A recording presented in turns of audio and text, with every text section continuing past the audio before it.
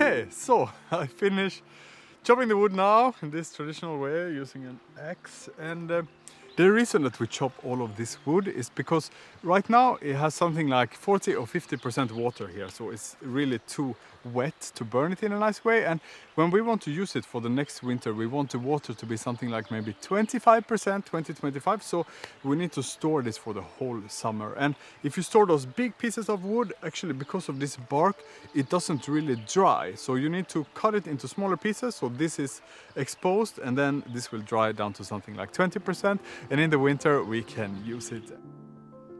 And I think to do it in this, traditional way with the axe, or shouldn't point it to myself, with the axe, I think it's pretty nice, but it's also much more tiring. And for this little cabin, it's kind of okay, I can chop a lot of wood in this method.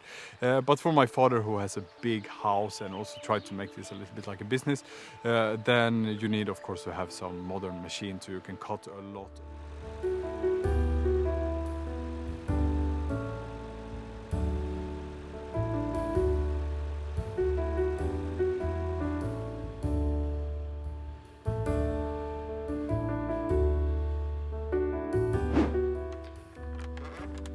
Hello everyone, I hope you all are doing well. Long time no see. Today we have a really interesting video to shoot. As you guys can see, there has been a lot of changes in my life, and maybe the biggest one is that I have been growing a mustache. As a lumberjack, you have to get a mustache. All right! Especially Charlie really hates it, but luckily she went back to Taiwan and she told me that she is not coming back to Sweden unless I am cutting off this mustache. So I would really like to hear from you guys. Please write a comment down there. Do you think that the mustache should stay or should I shave it away? Please be honest. We have the second big change. Dun, dun, dun, dun.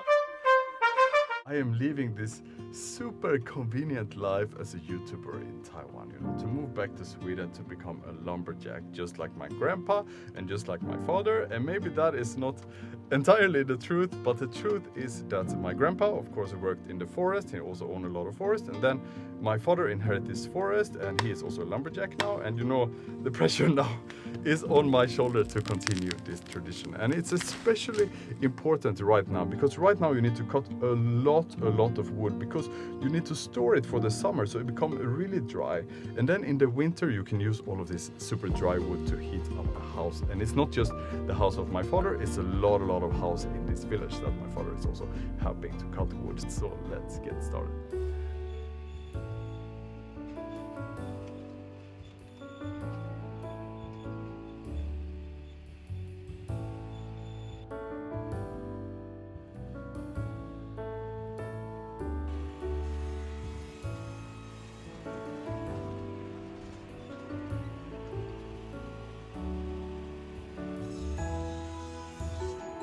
In this machine you can add a full long timber, and it will first saw it into smaller pieces. The pieces will then be split again so they become even smaller.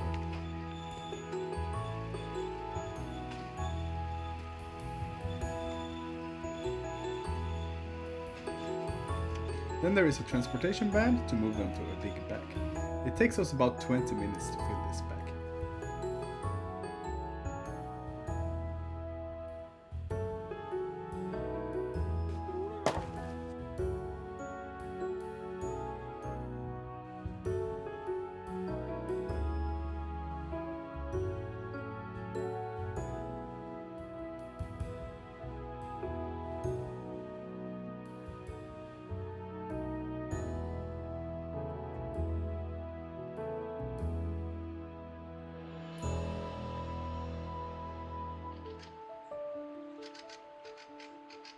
if you have a really nice tree and you cut it down, you're not gonna make it into firewood, you're gonna make it into planks for building furniture, for building house and that kind of things. But if it's a little bit shittier quality, then you can make it into firewood. And the price for one of those big bags that you saw in the beginning of the video is something like maybe Sanxian Kwai. It's about 1 cubic meter. So I think in the end, you know, it's a lot of fun to help my father, and it's also a lot of fun to do this. But if you really want to go into this as a full-time job and you want to make a lot of money of this, then you have to find a way to make it into a bigger scale. Like you can never, you know, chop that much wood with just this one. Like after a while you get really, really tired. But I think for what I'm doing here, it's really nice to chop my own wood. And the feeling in the winter, you know, when you take out this little firewood, you have been chopping it yourself and take it down in the forest yourself, and then you make it into a fire, then that feeling is really, really good. And I think these days, especially, you know, with the war in Ukraine, also with the war in Gaza, I think so many people feel that